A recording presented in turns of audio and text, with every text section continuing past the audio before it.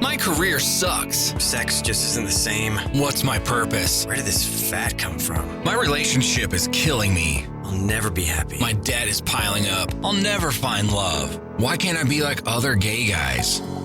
Hey guys, it's time to get a grip, stop whining, make a bold move, and do something amazing with your 40-plus gay life. Let's get to the show with your Tell It Like It Is host, Rick Clemons, who does his best to never act like a dick or a diva unless you act like one first.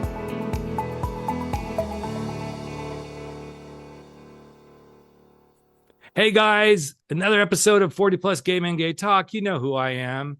And so you think you can dance, you think you can move, you think you can groove. Well, before you think about moving and grooving and dancing, don't forget to dance on over to our community on Facebook. You can find it at 40 Plus Gay Men Gay Talk, the community, and also join us for Gay Men's Chat at gaymenschat.com, the once a month gathering where we talk about everything gay men should be talking about, but we're not. But if you're going to move and groove and dance into and through your life, you might want to have some good moves of your own.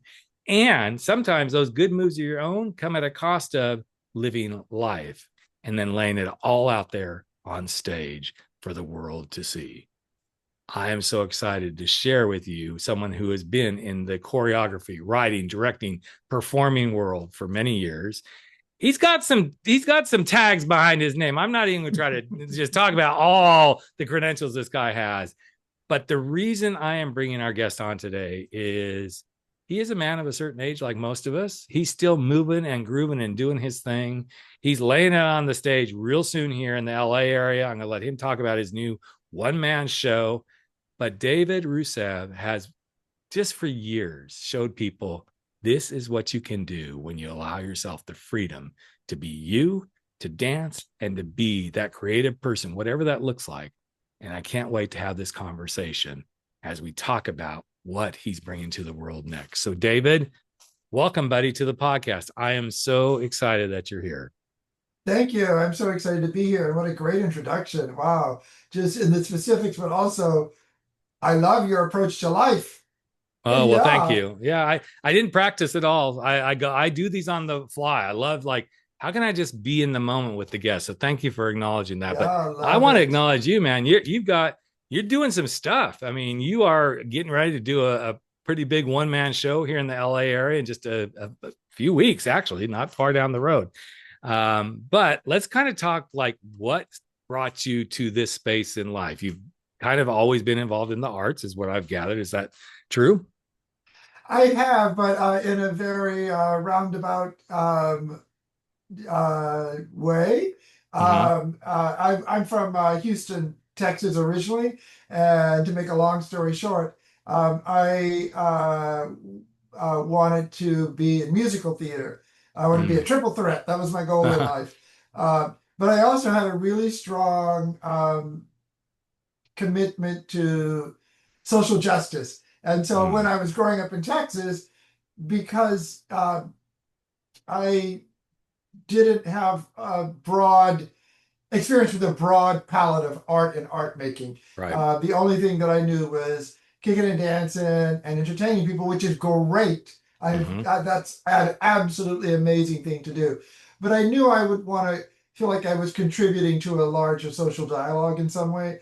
And so I was planning to go to college and major in politics and be pre-law.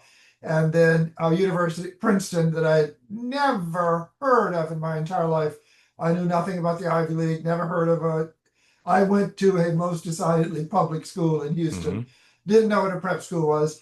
And so out of nowhere, there I was on the East Coast going to this weird, somewhat stuffy university. But I have to say that while I was there, the possibilities of the arts just exploded for me. And what I realized was you can do anything you want with the arts. You can have the conversations that you want to have.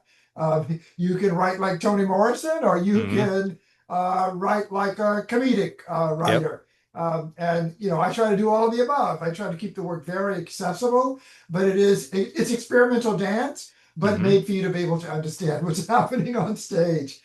Which is a challenge. That is a huge challenge. Yeah. I mean, you and I talked before we came on, like I used to be in dance as well. not at the level that you have, but I did. I started really late, David. I didn't start dancing until I was a junior in college. I mean, I boogied Oh, on the I dance love floor and that. stuff, but I decided, you know what?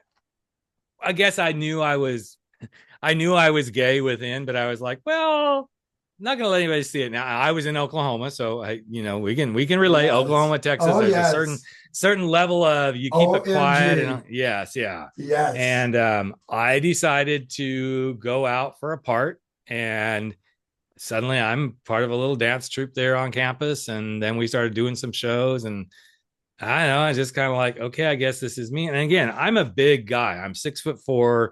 Back then, I was probably around 210, 220. So I should have been Wow. playing football and, quote, not dancing, so to speak. Right. And I learned so much about the challenge of even when you have it very choreographed and stuff, there's that beautiful switch. And I think this is something you can really elaborate on of putting it out there and looking choreographed and putting it out there like it's the very first time that this has ever been interpreted on the stage in that way. Two very different things, right? Oh my goodness, yes. And the problem with choreography is that it's set, and Yep. it has can grow to a place where it has no life and spontaneity in it. And so the trick is to, if you're gonna, some people are improvisers. I am not. I actually prefer set choreography. But the trick is to make it seem and actually be spontaneous, Mm-hmm. even though it's choreographed and set. Mm-hmm. And make it have an immediacy and an emotional resonance, and switch it up in small bits. I improvise performances somewhat, but that's the trick: is to make something that is in fact set in stone seem vital and full of life and spontaneous and very much in the now. Mm-hmm. Kind of like life, you know? Exactly. It's such a metaphor for life. Uh, Dance and the commitment that it takes, and the physical daring, and the risk, and as you said, be yourselfness of it, for lack of a Mm-hmm. better way to put it. That's what dancing is all about. Mm-hmm. I'm up until last month, in fact, I was a professor at UCLA, and I'm constantly telling my students, everything has been done in the arts before except one thing, and that is you. We've Mm-hmm. seen everything. We've Yep. seen the same steps you're going to be choreographing. But we haven't seen you. And so, what are you bringing to the stage? What is your original idiosyncratic voice? Whether you want to go into video, film, avant-garde dance, it's all about originality and Mm-hmm. spontaneity. And I love that. The students feel freer once they discover, oh, you're not asking us to do rote steps. You're actually asking us to choreograph through our own personal lenses. Yeah. And that's where dance becomes special, when it's about the individual. Well, it For does. me, at And least. well, and for me too. And it's always interesting. Okay, so musical theater geek here. Um, and as I was telling David before we got on to record this, we just spent the weekend in LA seeing two shows, and we saw Anne Juliet and Shuck the Musical. And what I noticed, so it was interesting because Anne Juliet had an understudy for one of the main characters, and the person that actually plays the character is a gender nonconforming performer, and they were the one that weren't there. And at first we're like, does this do they wear a lot of body padding? Because we saw them and we're like, they're ripped, they got muscles, and but we were clear up in, like, we were up in the mezzanine, not way up, we Oh, weren't in, but I'm like, okay. But then I realized they didn't put the understudy in the program, so we're like, what's going on? Then oh, another character had just been swapped in on the tour, and so it was her first performance of the tour, doing it that day. Both were amazing.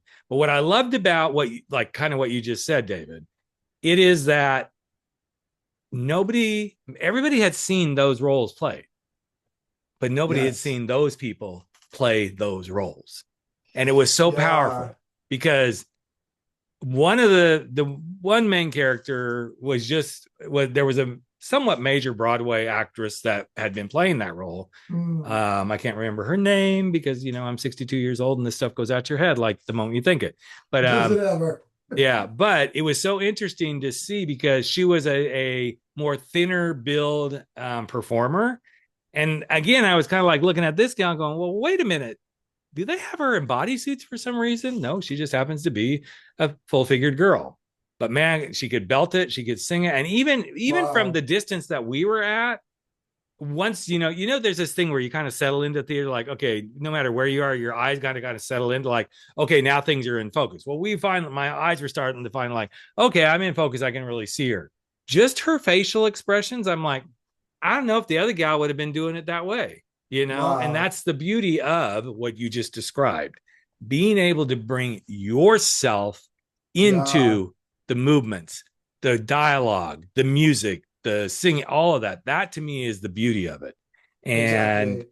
it sounds like over the years of your life, this is something that you've continued to see over and over and over again in your own performance. So when did you really Absolutely. start to see that mastering for you? What was the moment for you where like, oh, this is the thing that I've got to start doing? Yeah. Oh my gosh, that's such a great question. Once I graduated from Princeton, I was in New York. I got into Columbia and NYU law schools and deferred from each, which gave me 3 years to play around.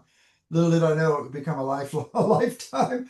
And I was dabbling in everything. I was trying to be the Broadway triple threat for sure. I was still in love and still am with musical theater. Mm, I did soap operas for about 5 years. That was how I made my living. I then I went into alternative dance, um, and something about the originality and the freedom and breaking all the rules yep. that I found really compelling. And it was the first solo that I choreographed for myself, that I thought this might be what I'm intended to do. I love doing it. And there seems to be, I was, at that point as an early dancer, everyone's interested in doing all the tricks. How Right. high can I get my leg? How many turns can I do? But I realized right away that I was in love with the way that dance can communicate with an audience on deep issues. And that seemed to be my forte.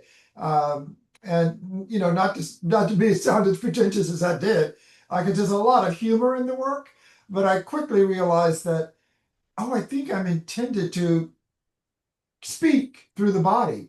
As a Mm, choreographer, I recognize it felt so powerful. And while also realizing that I probably couldn't choreograph a dancey dance like a lot of my friends, the ways a lot of my friends could, but they couldn't choreograph a dance that communicates deeply on the level of the heart in the ways that I could. And it just felt like what I was intended to be doing.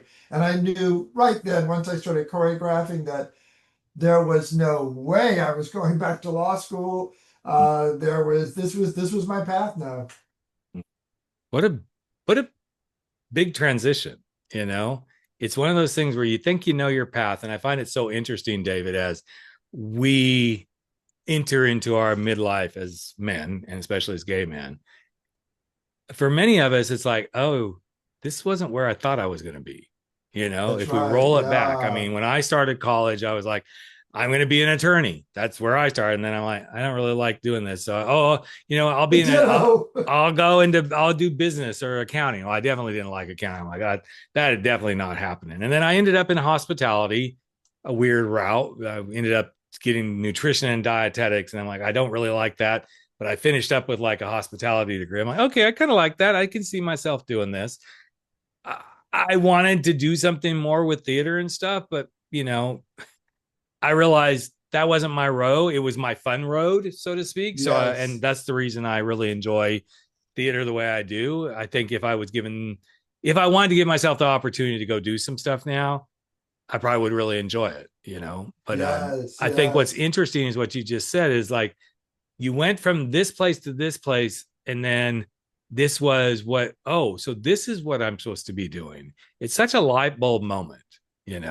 It is. Yeah. And the thing that I would liken it to, I was really lucky that right out of once I graduated from Princeton, I had a job in New York working with a choreographer named Gene Erdman.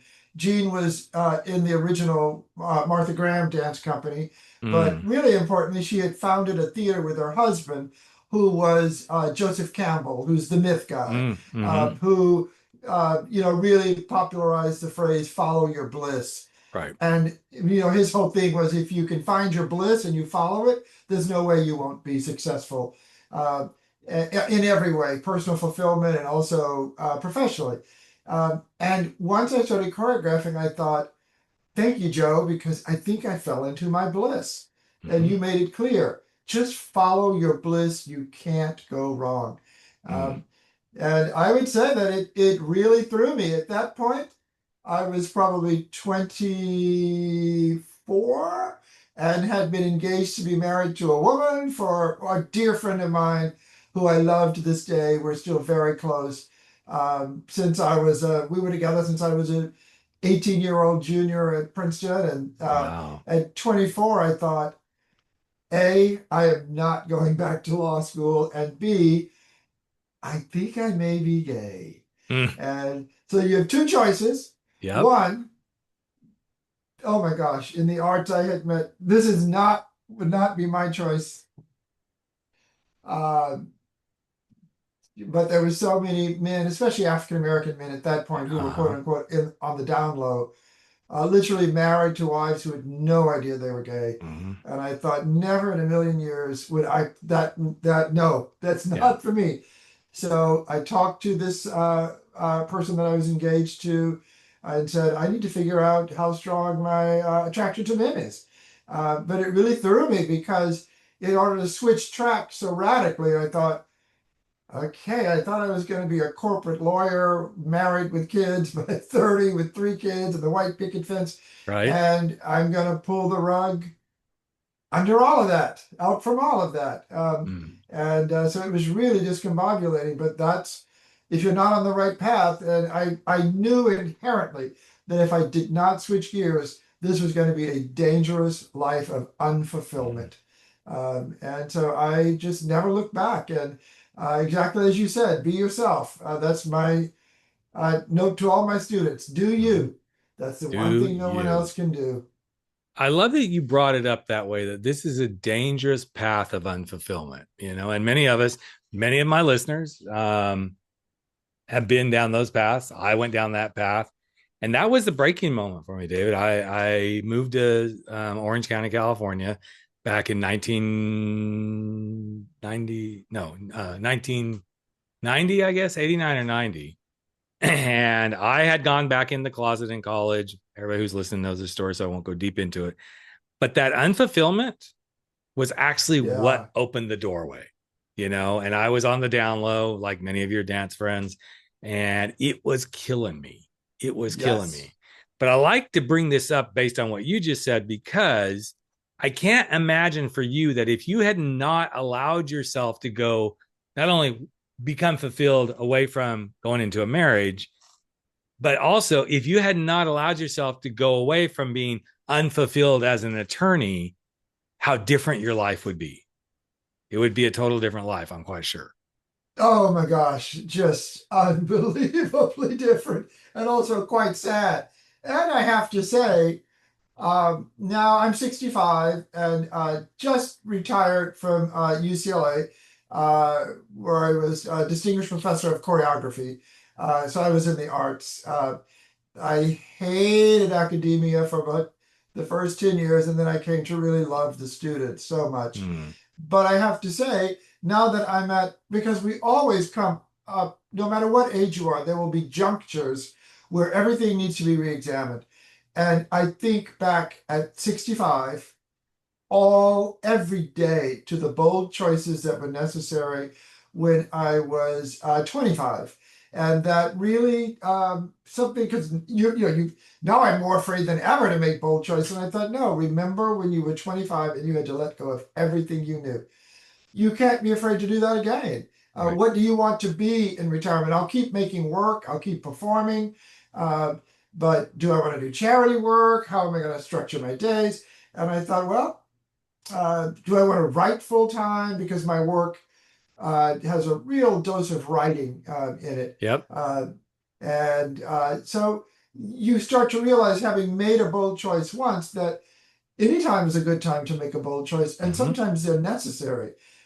And the people that I know in retirement, in particular, some of the academics that I know, who, having been able to let go and figure out what is the next stage of my life going to be about, have been not the happiest.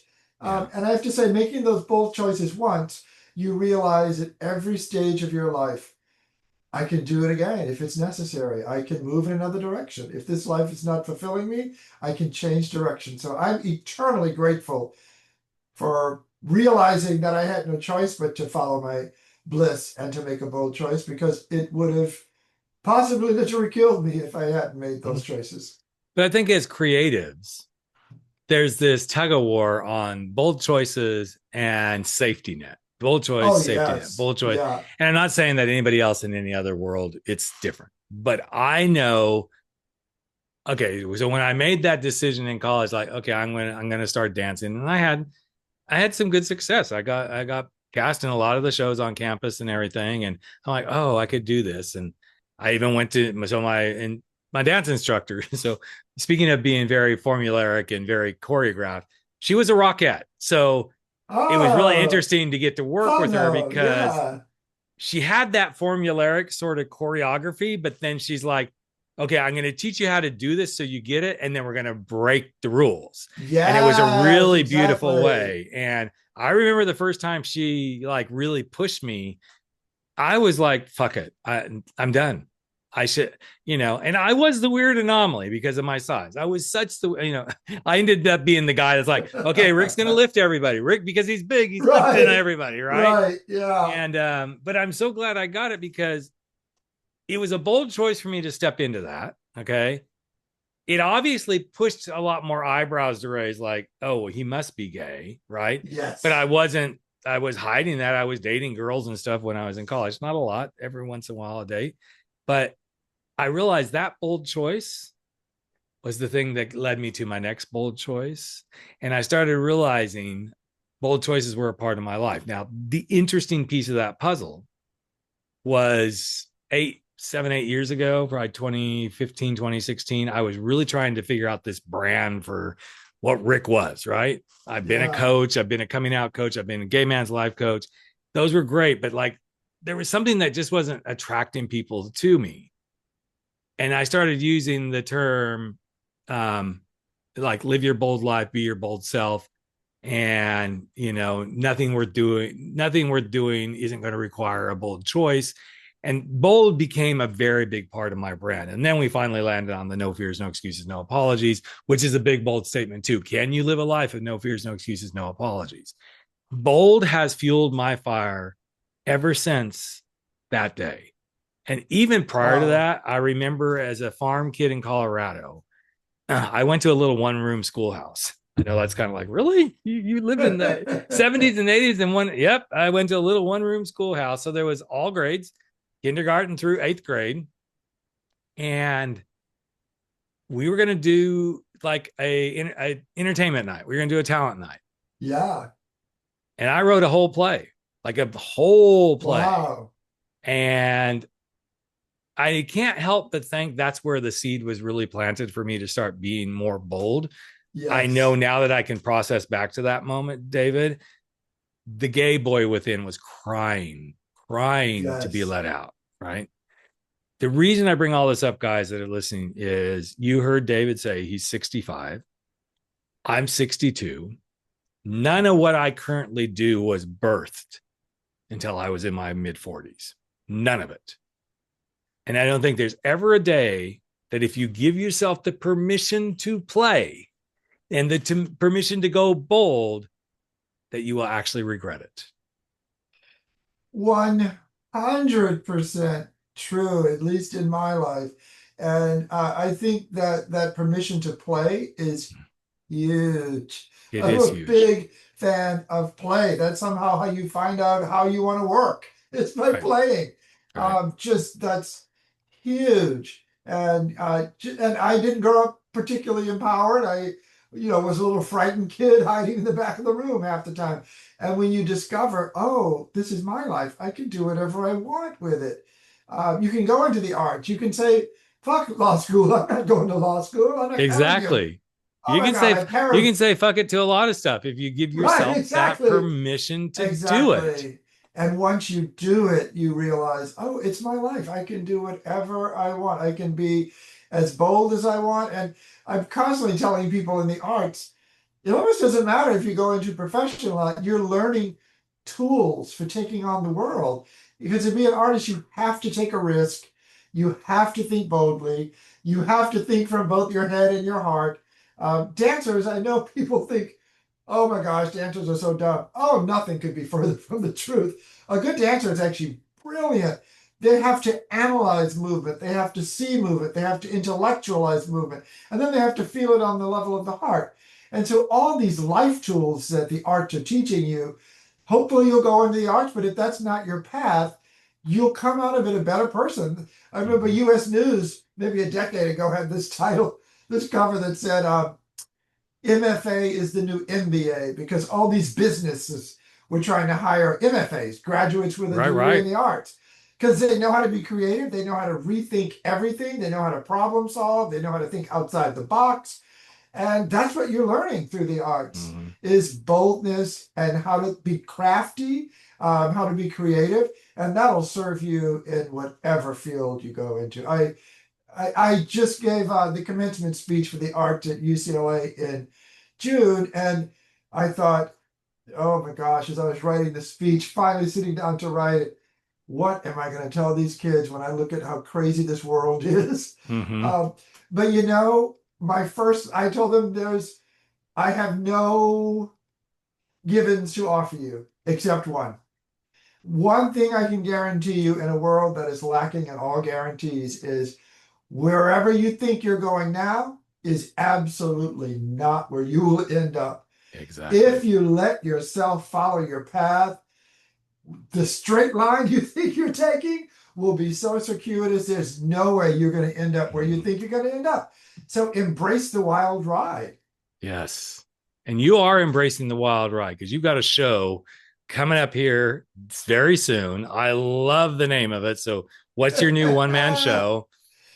It is Becoming Daddy AF. Oh, I love it. I love it. I love it. And it is a journey. It is about a lot of your life journey, the things you've encountered. I'm assuming some stuff with your, past ex-husband and their route through life, your journey as a choreographer. So give the listeners a highlight, because anybody who happens to be in the LA area, I'm going to really encourage you to go check it out. I'm considering coming down for it. But give us that little synopsis of what you're doing on stage. Yeah, Daddy AF is an interdisciplinary piece in that it has a lot of spoken word, a lot of dancing, a lot of projected digital imagery. And it's all about an older gay man who is unabashedly proud to be 65, but also aware that he has less time on the planet to live than he has already lived. And so it's this moment of one human being myself, in this case, starting to ask the questions of, why did I exist on this planet? What was it all for? And literally, what is the meaning of life? And what is the meaning of love, which I think probably is the meaning of life. And so it's ruminations by an older gay man who is aware that he has less time to spend on the planet, and trying to put all the pieces together to find out what he has learned about life and the nature of existence.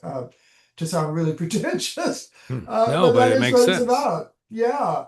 And it's my narrative, my stories of, growing up in Texas and going to Princeton and coming out and joining this new glorious gay world and getting divorced from my amazing husband, Connor, after 26 years of marriage. And Connor chose to leave the planet. Death by suicide on April the 7th, 2021. And I'll tell you, there is nothing that will make you rethink the meaning of life more than someone choosing to leave it. And so it was a response to a death and what that might say about life and the nature of life. It's also looking at my family's genealogy and how that creates the person that I am. Briefly, one side of my family, the Rousseves, were this kind of noble New Orleans family that they were never slaves. They were free people of color by luck. I found in 1791 the man who freed them from slavery, and so they went on to become this very prominent and incredibly civic-minded, and in 1930 to have one of them graduating from Harvard as the first person in the history of Harvard to get a PhD in 4 years, and he was black. Oh my God, that's amazing. And then it was like, whoa. And I traced the genealogy back to, there were 6 lines that I could trace to the 1400s across Europe. And then there's the other side of my family I traced that line back to 1865, to slavery. And of course you come up against the roadblock. And so it's asking what is the legacy of the ancestors who have lived before us? What part of that lives within us? And mostly it's asking, what is the nature of love? Which I do think is the healing tonic for the planet. And there's a really beautiful love story, without giving away too much of the ending of the piece. Is a bit of a surprise, but my Connor's love for me, I'm totally happy for people to take this as a metaphor. For me, it's a literal that his love transcended death. He did come back twice just to tell me he loved me. And I think that's a beautiful metaphor for those who believe it was a dream and a metaphor. That's beautiful to me. Of course, but to me, it was a literal. So for me, the big lesson of Daddy AF is nothing is more powerful than love. It can even transcend death. Sounds amazing. So it's premiering in Pittsburgh very soon, and then it comes to UCLA in October 17th and 18th, I think is what I read. So that's exactly right. Yeah. Very cool. That's so exciting. And I love it that you're proving a point here, David, that I think sometimes we as humans, so let's start with that part of the food chain first, and then move it into men, and then move it into gay men. Because of our culture in gay life, we tend to say, oh my gosh, you're 65, out with you, be gone, right? Absolutely, yes. And I'm going to do a little confession, guys. I did a little snooping around on David, and I've seen him with his shirt off and in some Speedos around P-Town, and I can say he looks pretty darn good. He looks better than I do. But I think it's such an interesting twist on all of this, because there is beauty in age and all of that, and that being able to see the beauty and then to take it to the level you're taking it to, David, of I'm doing this on stage, I'm being creative, I'm doing what makes me come alive, is just a testament to, guys, get your head out of your ass. You can be what you want to be if, again, you give yourself the permission to go do and be it. And that's what this podcast is all about. Oh, I love that. Yeah, I absolutely love that. That is really amazing. One of the things I feel like for you, David, that is amazing to me is that you went through this thing with Connor, and now you're with your current husband. You've transcended through the years of like, okay, I didn't think I'd ever, I could never see myself doing this, which I think most of us, if somebody had told me years ago that I was going to be like a guy doing podcasts, I would have said, oh, you're full of shit. You're full of shit. That's not what I see myself doing. And then suddenly I'm like, I love doing this. And then people are like, you got a great voice for this, Rick. You should be doing this all the time. You should be doing voiceovers, Rick. I'm like, oh, well, okay, maybe I should. I don't know. But once you find your love and your passion, whether it's another man or it's what you do or how you like to be in the world, guys, don't let it go. Don't let it go. That is probably the biggest lesson that I would have to offer people. That is the meaning of life. Don't find your passion and don't let it go. Awesome. Well, David, I am so glad we got connected. Again, the show is Becoming Daddy AF. You do the AF guys however you want. I know I would say as fuck, but it's going to be in the UCL area, October 17th and 18th. I believe the dates for Pittsburgh are the 26th, 27th. Is that exactly? Yeah, that's okay, right. Perfect. Good. So if you're in those areas, highly encourage it. You can go get tickets right now. I've already looked at tickets. So I know they're available, but if you want to go celebrate somebody that's celebrating the life of where they are and who they are and what they've lived, I really encourage you to go see David in person. Let him show you his stuff. I'm pretty sure he's going to lay it out all on the stage, as they say in show business. And he's going to leave it there on the stage. But again, thank you for being part of my world, man. I feel really blessed to have got to spend this time with you and share you with my audience. So thank you, sir. Oh, thank you. I really appreciate that. And thank you for having me. It's been really great and inspiring. And cool. I absolutely feel so in sync and love your approach to life. Awesome. And guys, all of this will be on the podcast website if you need to look at it. We'll give links to where you can get tickets, see his website, all that good stuff. But for now, I'm going to just wish all of you to give yourself the permission to go have fun, to live full out and lead your life on the stage of your life, whatever that looks like. Thanks for being listeners, and I will catch you in just another week with another episode of 40 Plus Gay Men, Gay Talk. Have a great week, everyone.